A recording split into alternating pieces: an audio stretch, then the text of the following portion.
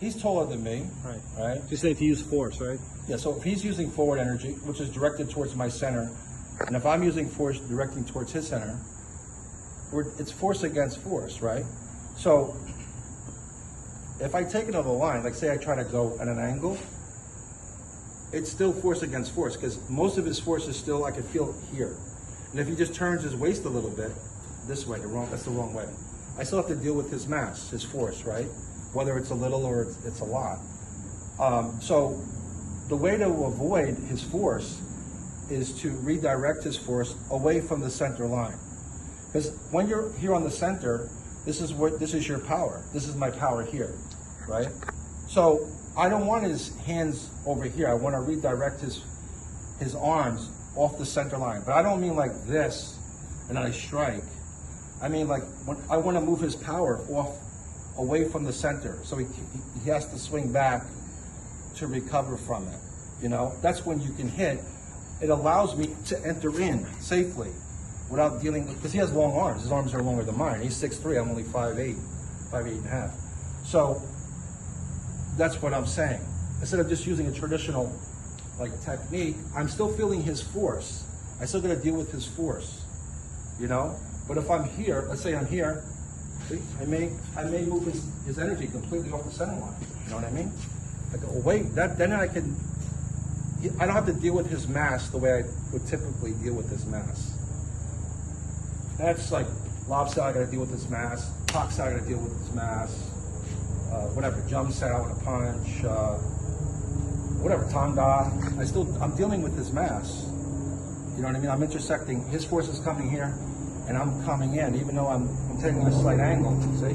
But I can feel his force coming at me.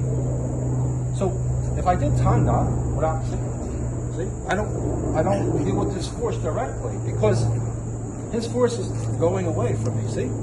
I don't have to deal with it directly. I can use very, very little power and I don't have to worry about it, see? I can come this way, see, punch it, see? And I move it away. If I allow him to do all his techniques on the central line, right, see? You know, punch.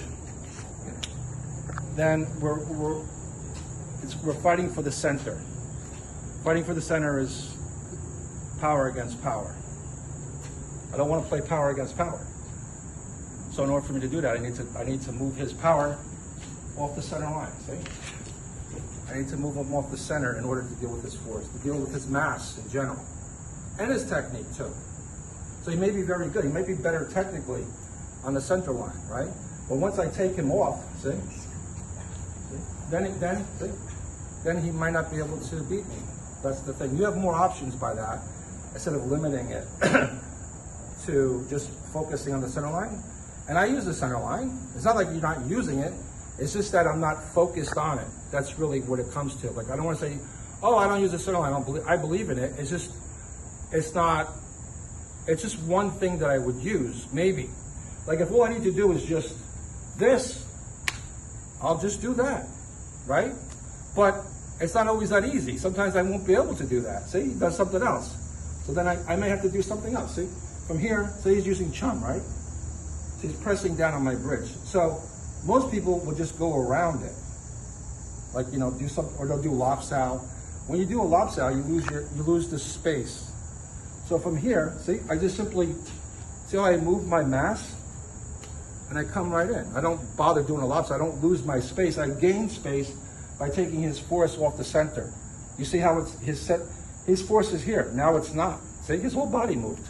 And I didn't even move. I didn't even do anything. That's what you want to do.